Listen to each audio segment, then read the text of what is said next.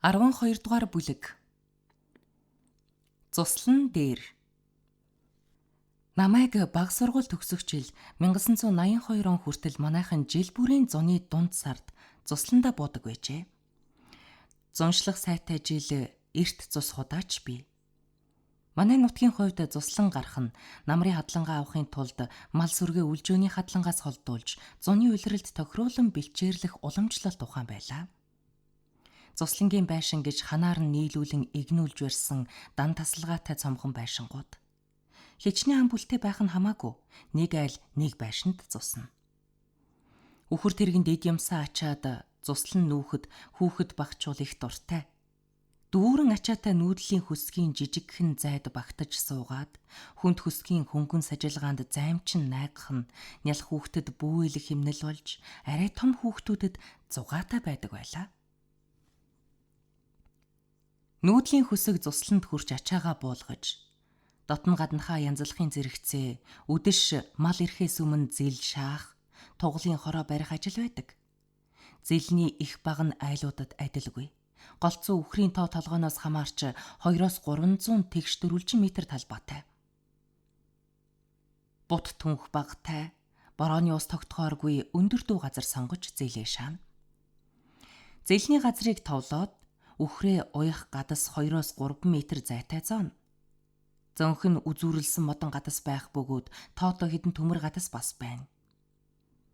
Шүн гадсаа сугалж явхаас сэргийлж төмөр гадсандаа хүч тэнхээ ихтэй гун дүн том шар уйдаг байлаа.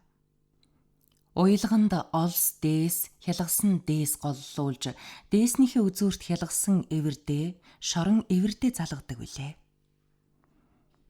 Тугалын хороо гэдэг шивээгээ зэлний орилцоо барина. Бүдүүвтөр шонгууд зоож, хоёр шонгийн завсраар нь шургаа гөрж, шонгуудаа төмөр утсаар хөндлөн боож тогтоогоод туглаа хашнаа. Цуслангийн байшингийн өмнө хэрмэн өндөр, арын хэрмэн богинохон. Холоос харахад эрүүгээ өргөөд жагсаалд алхах далбар малгайтай орос цэрэг мэт бардан харагддаг юм. Малын хашаа хороо гэр байшин зэрэг цуслангийн бүх эдлэл барих хураахад хялбарчилсан хийцтэй байсан санагдж байна. Байшингийн таазыг янзлаагүй. Мод нь ил харагдана. Ханзан дээр зогсоход толгой адарт тулж, тэндээс пургсан шороо хүзүү рүү орж, ханзан дээр шарчигнан ундаг байлаа. Муу дээвэрлээ тэрүү. Борооны ширүүн тусал байшингийн дээврийг бөмбөрдөх тоолонд ус гоожиж байдаг. Ханз шалгүй төмөр сав тавиад шавар дусаалуудыг тосно. Амьдралын бэрх эрэхгүй гашуу амтаг дуулавч хүүхдүүдэд харин ч зугаатай. Дорхноо сав дүүрэх шавартай усыг зогсоо завгүй гадагшаа зөөж гүйлдэнэ. Хүүхдүүдийн зугаа цэнгэл байшингийн царцууд цэвдэг уур амьсгалыг уйрааж хүмүүсийн уйтгарыг сэргээсээр нар гаргадаг байсан нь үнэн. Зарим айл өвөлжөөний малын хорооны хаалгаа цуслангийн байшинда хэрэглэж оронд нь нэмгэн цув бүтээж салхи борооноос халахлганч бий. Салхитай ширүүн бороо гуйдвал хаалга зүүдэлтэй шилэн цонхоор борооны ус цутгаж эхэлдэг. Тэгэхэд зуухнаас үнс утгаж, цонх үүдний тушаа асгаад борооны усыг шингээж аргалдаг байлаа.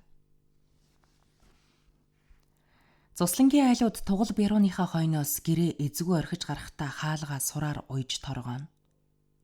Хүнээс хамгаалж байгаа хэрэг биш. Гэрт мал орохгүй гэж хамгаалж байгаа нь л тэр юм. Давхиад буухад цоожгүй айл малчин танах гэдэг шад санаанд ирэхгүй бууна. Зарим дуунд бас хаалгаа тайлаач гэж дуулдаг нь малчин айлын хаалганы суран уяанаас улбаалсан юм уу гэж бодох юм. Суран уяагаар хаалгаа уяад явдаг тэр үеийн хөдөө нийгэм төвшин тайван хүн зоны санаа амгалан байсныг тодхон харж болох юм. Тэр цаг одоо цаг хоёр үнэндээ геометрийн тэнхилгийн хоёр үзүүрт байна. Хүний мэс, нийгэм, ёс сурталын хувьд тэр цаг болон одоо цаг явах тусмаа холдох юм. Тэнхилгийн зүүн талд үлдсэн тэр цагийг одоо цаг элэр баларт үзэх агаад хөгжил гэдэг зүйл зүүнээс баруун тийш чавхын чулуу мэт сүнгэн нисэх юм да. Цусланд хонио хаштгүй. Сүргээ үдэш хотлуулж задгаа хэвтэр дээр хонуулна. Хоньны хэвтэр байшингийн өмнө гэрээс ойрхон байх тул хонь хэвэх, хонь яргалах, шүн сонсогдно. Шүний манааны мухлаг тэрэг хэвтрийн хажууханд байдаг ч заримдаа хотондоо чон оруулах явдал бас гарна. Цуслангийн баруун хойно нэгэн ундрах сайтай булаг байдаг юм. Булаг тойроод нэгэн их тойромтой. Булаг тойрмын ус ямагт булангартай учраас уснаас нь амины усанд хэрэглэхгүй. Баруун урд тарианы нэг хятад тэр булагт амиа үйсэн гээд томчууд хүүхдийг булаг тойромд ойртуулахгүй тул бид холоос тойромд чулууд олоолгож тоглоно. Булгийн баруунтай тэнүүн тал дээр далан хилт гэдэг чанга дуутай шувуу зурм унаж адуучин мэт эсгэрч явна гэж хүмүүс шуугилдгаар нь би хачирхаж зурм унсан далан хилт үзэх гэж хагас өдрөөр отож хөвддөг боловч харж байсангүй. Цуслангийн айлууд 2-3 газрын зайтай зүүн худгаас амины усаа зөөдөг юм. Усаа ихэвчлэн дамнуураар дамнана. Хаяа худгаар дайрч өнгөрөх хин нэгний үхэр тэрэгний аралд суулгаатай ус дүүжилж харих тохиолдолч байна. Дүүрэн устай суулганд цахилдаг өвс зулгаач хийхэд ус займчиж асгалгүй гэртээ дүүрэн хүрдэг үлээ. Цуслан дээр манад ирэх ганц холын гээчин нь том ах байлаа. Тэр үед дугуй ховор байсан ч ах дугуйтай байв. Ах минь тэр сайхан дугуйгаа унаад ирэхэд манайх бөөн баяр болдогсон. Ахын дугуй биднэрт морил гэсэн үг. Ээлжилж уннаа. Бид цөм тэр дугуйг унан тусан зайдалсаар дугуй унах болсон билээ. Нилээд сурамгаа унах болоод нэг удаа том ихчийг сундалж хайрган замаар сүржигнүүлсээр завсрын хотны цуслан хүрэхэд хүмүүс отгон нь уугнаас унтлаад явж гин гэж шагширч үлээ. Үүнд би хөөрч дугуйг аралдаж ундаг байснаа болоод шууд л эмээл дээр нь суудаг болж үлээ.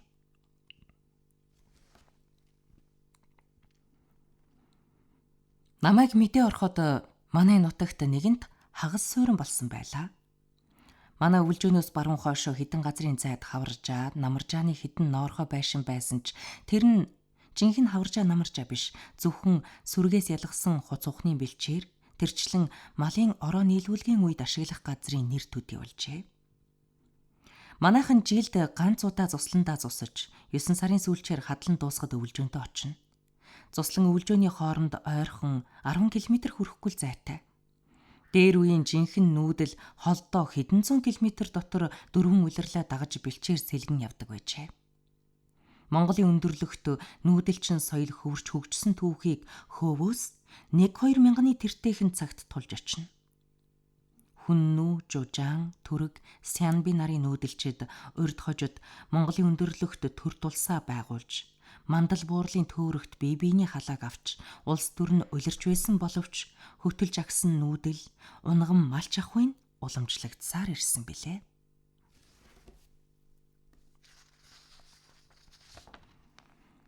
Бүсгүй чүүл үхэр тэргээ хөтөлж хүүхэд шуухтаа суулгаж цуслан өвлжөө хооронд талын шар замаар сажлуулж явах нь унаартай өдөр холоос гарахад далайн дунд хөвөх өнчин завь мэт.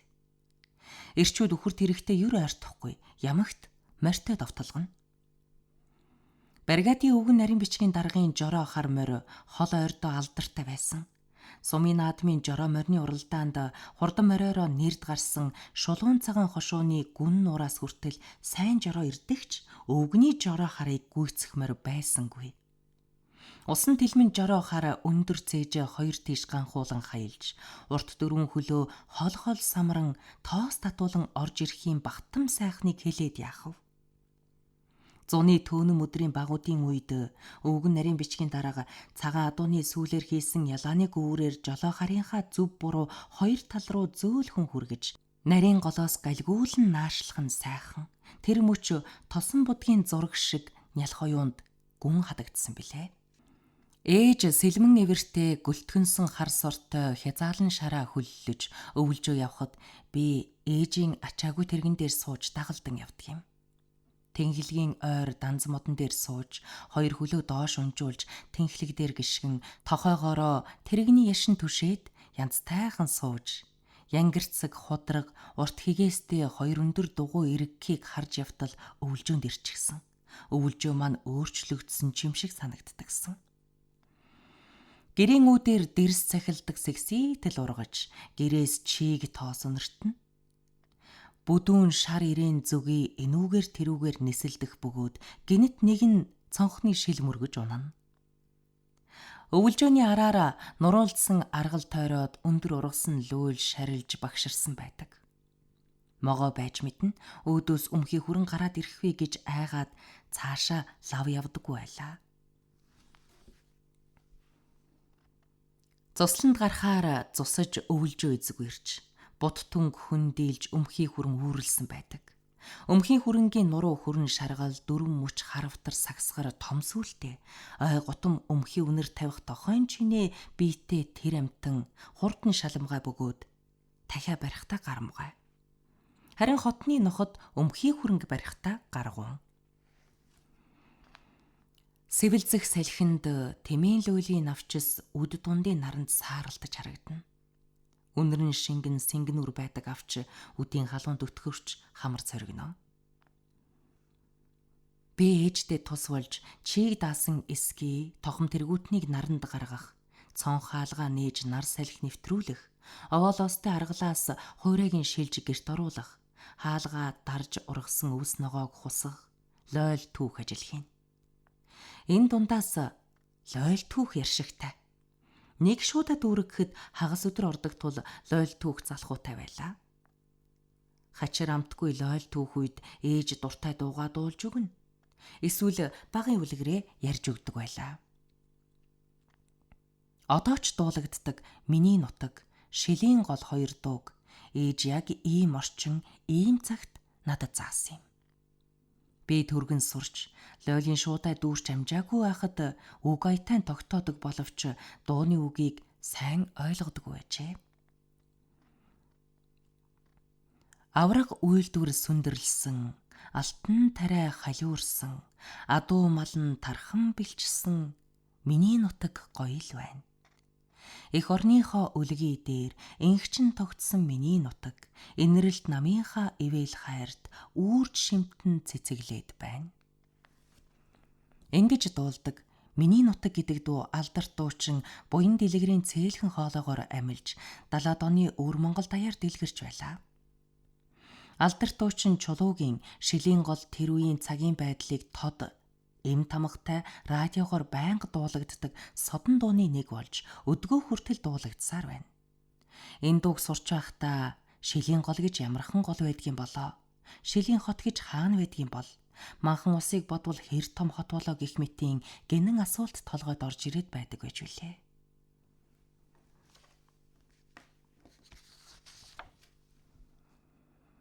Үнэ туглаа нийлүүлэхгүй тулд тугал хариулах ажил гараад би тэр болгон өвөлжөөд явдаггүй байв.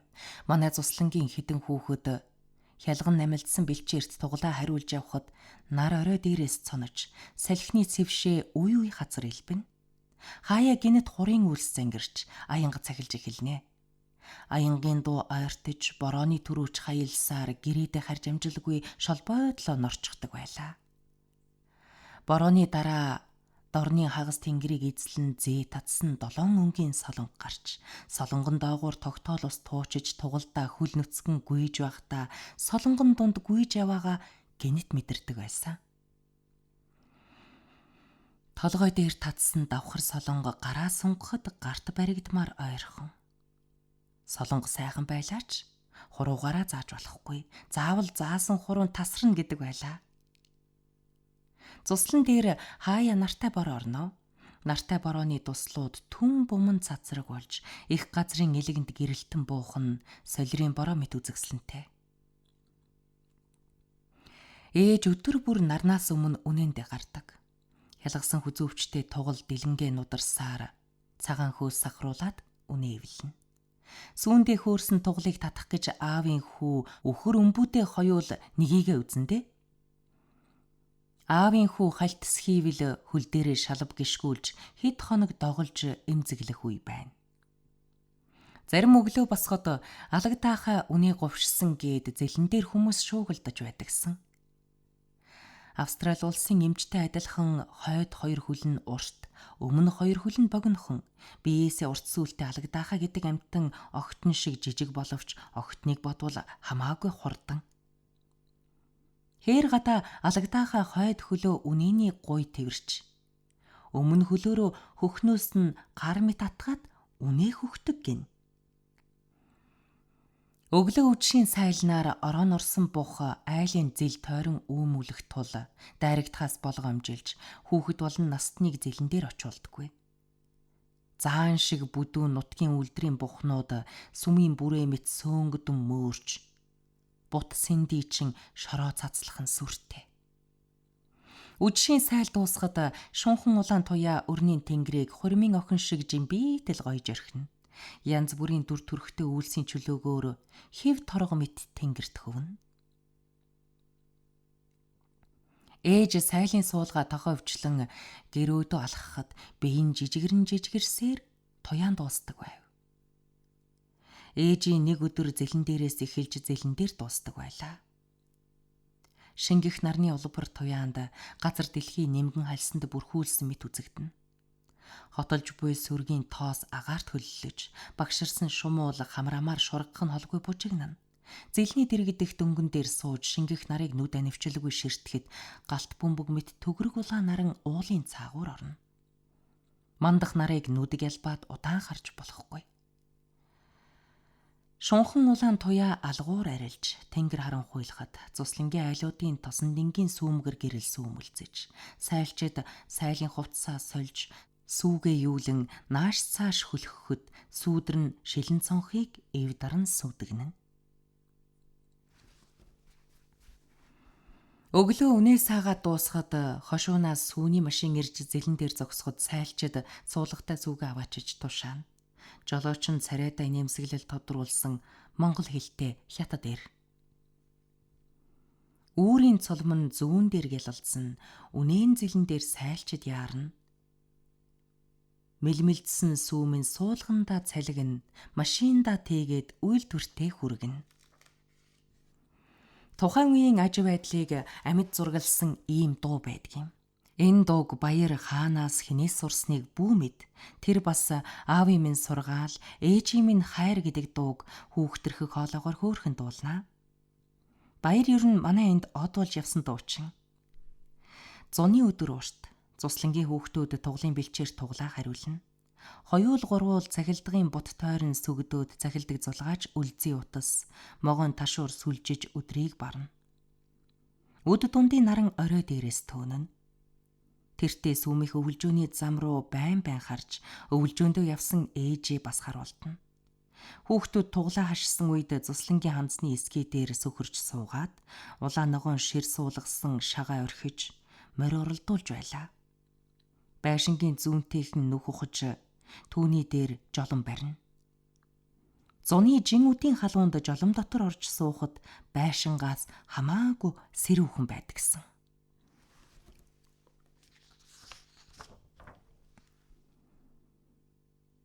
Оршин амьдарч буй байгаль орчны онцлогт тохируулж хөдөө газар өвөл махан хоол илүү хэрэглэнэ. Хавар болохоор багасгадаг учиртай. Их төлөв хаврын 3 сараас өвлийн ихэнх сар хүртэл махан хоол бага хэрэглэнэ. 8 сарын дундуур хадланд гарахын өмнө айлууд хонь гаргаж шүл уун. Мах багасаад хэдэн сар болсон учраас томчууд багчуудгүй махасдаг байлаа. Шүл уухтаа махын жаахан шулж, борцолж гэрийн сүүдэрт хүүшлүүлж сэврээх, давс үрж хатаах байдлаар намрын хадлан хүртлэх шүлний махаа нөөцөлдөг байв. Шүлний хонь төхөөрөхөд чанга хатуу ёс заншил дэг горимтой. Гаргах хоньны толгойг зурхайн харнохон ам руу ханд болохгүй. Төхөөрөх тэр үед олон таван үг ярьж шуугилдахгүй. Мал муулсан хүн хоньны толгойг авна. Хөрш сайхалттай бас шүлний мах чанах ястай хувь хүртээн. Хөрш сайхалт савыг хоосон буцаахгүй гэж чихэр чавг хийж буцаана. Энэ тухай хэн нэгний тоглож хэлсэн гоморхлыг сэрүүлвэл богино хавирга идий гэхээр өнчирдгийн болохгүйг нь Тагнаа идэ гэхээр охин хүн тагнаа идвэл ойдол үйлд уран болдгийм, цаашаа ихчтэй өг гин. Нүд идэ гэхээр идэх бол хоёуланг нь идгин. Далам ирэх гэхээр хөөй болохгүй нагц нь ядуурна гин. Тарих идэ гэхээр хүүхэд иддэггүй юм, тэнэг болно гин. Толгойг нь хуухлыг гэхээр хоньны ам барьсан хүнд өгөх юм гин. Шүл амсыг гэхээр настай хүн ууж хий хуугаа дарах юм гэж ярьдаг байлаа. Хөрзөн уллах хонь угаах хоёр 100 цагийн хамгийн нүсэр ажил учраас хөрш саахалт хавь оройхон хамжилцаж хийдэг байв. Энэ ажлыг ихэвчлэн 100 гэртээ байгаа сургуулийн хүүхдүүд гүйцэтгэв нэ. Хашаа хорооны хог өтөг өвөл хаврыг өнгөрөхөд малын хөлд дагтаршаад тохой хэртээ зузаан хөрзөн болдгийм. Өвлийн түлшинд хэрэглэхээр хөрзөнгөө гаргаж хатааж хураадаг. Хөрзөнгө өвөл пишэнд түлхэд илчтэй удаан ноцдог тул өвлийн голлон түлш болно. Ердийн халбган хүрзээр биш, дөрвөлжин толгойтой хүрзээр хөрзөнг тоосох шиг дөрвөлжлөн хэсэглэж уллаж авна. Малын хөлд дагтаршиж, наранд хатсан хөрзөн маш хатуу. Хөрзөн гიშгэхэд хөрзний мөрөн дээр дэвхрэн гарч биеийн хүндээ ашиглах нь хүч хэмнэх нэг арга байв. 17-8-тай ахлах ангийн сурагчид, оюутнууд хөрзөн гიშгэж, дунд ангийнхан баг хүүхдүүдэд хөрзөнг хорооноос зөөж гаргах ажил ноогддогсон. Анх хөрзөн гიშгэж байгаа хүүхэд өөрийгөө том хүн болсон бардам сэтгэл төрж байдаг нь ийм учиртай билээ. Манай 3 хорооны хөрзөн гаргах гэж айлын улстай 2 өдөр хамжиж ноцолддог байсан. Өглөө эхэлж үд ойртоход ядарч туйлдан үлсэж ундаасна. Тэгж байтал үдийн цай болж ээж дуудана. Гараа угаагаад гэртээ ороход ээжийн будаатай цай тогоондоо даргилж зөөхий хутгсан будаа болон амттан өрсөн байдаг. Хөлсөө гартал цай ууж тамир ороод үдээс хойш ажлаа залгуулна. Хонь хамуурах, бөөстөж хуурстахаас сэргийлж малчид хонио ариутгах бодистой усаар угаана. Энгэр булаг баригаад хонь угаах сувгаа ихэр дүүрэг овооны энгэрт байгуулсан учраас энгэр булгийн хідэн хот ээлжлэн хонио угаадаг байлаа. Хонь угаахын өмнөх орой сувгийн ойрхон тууж аваачаад хонуулна. Өглөө эртлэн хонио угаадаг байв.